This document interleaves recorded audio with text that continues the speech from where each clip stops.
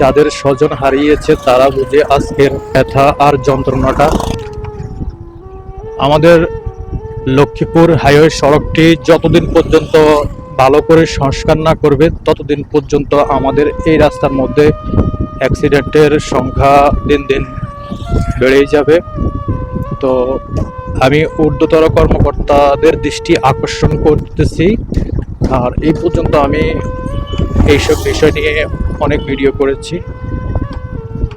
তো যারা ঊর্ধ্বতর কর্মকর্তা আছে তাদের প্রতি বিনীত অনুরোধ, আপনারা অতি শীঘ্রই আমাদের লক্ষ্মীপুর মহাসড়কটির সংস্কারের কাজ করার জন্য পদক্ষেপ নেন, না হলে প্রতিনিয়ত এইভাবে অ্যাক্সিডেন্ট হবে, স্বজন হারাবে, ভাই হারাবে, বোন হারাবে, মা হারাবে। যাদের স্বজন হারিয়েছে তারা বুঝে আজকের ব্যথা আর যন্ত্রণাটা।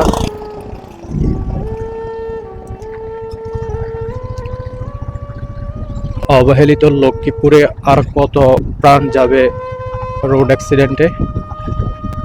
শোকাহত পরিবারের প্রতি সমবেদনা জ্ঞাপন করি। আল্লাহ যেন তাদের ভোগগুলা নিরসন করে দেয়, আর মৃত ব্যক্তিদেরকে আল্লাহ যেন সকল গুনাহগুলো মাফ করে জান্নাত দান করেন।